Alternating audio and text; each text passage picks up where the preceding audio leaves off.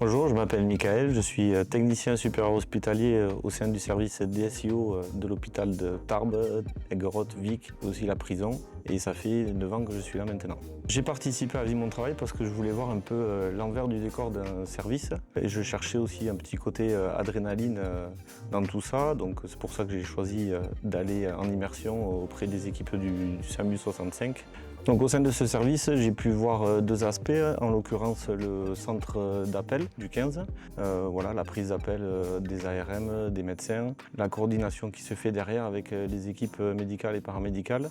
Donc ça c'est le deuxième aspect, ceux qui partent sur le terrain avec infirmières, ambulanciers, médecins et les interventions diverses et variées qu'il peut y avoir. Lors de mon passage, j'ai pu faire des transferts de patients auprès de la clinique de Lormeau. On est aussi intervenu sur des accidents de la voie publique en centre-ville. On a été aussi récupérer un jeune homme qui s'est blessé au ski, au genou, qui a été rapatrié par l'hélicoptère du PGHM. C'est aussi quelque chose d'assez impressionnant à l'aérodrome de la Louvière. Une coordination pareille parfaite entre les équipes du PGHM, le médecin montagne et les équipes sur place pour le transfert à l'hôpital au sein des urgences. Alors, ce qui m'a surpris dans ces interventions, c'est à partir du moment où on rentre dans le véhicule de secours, c'est le silence qui s'installe et la concentration des équipes. Et après, forcément, la diversité des interventions. On peut intervenir sur quelque chose de tout à fait banal, comme il y a des choses un peu plus compliquées où il peut y avoir une évolution sur le moment. Ce que ça m'a apporté, en fait, c'est de pouvoir me rendre compte de la difficulté du métier de soignant, chose que je ne connais pas.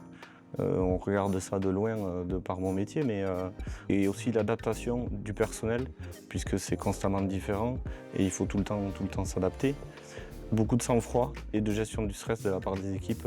Et aussi, ça m'a permis de mieux comprendre le rôle des soignants et des diverses personnes au sein d'une même équipe.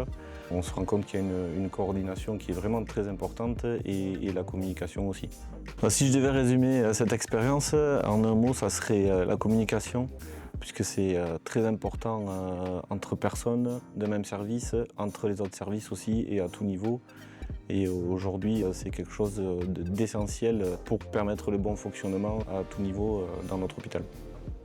Pour ceux qui hésiteraient encore à tenter l'expérience, je pense que c'est nécessaire des fois de sortir de sa zone de confort, d'aller voir un peu ailleurs ce qui se passe, comment ça se passe, et peut-être aussi casser les a priori qu'on peut avoir sur des personnes ou des services dans notre hôpital.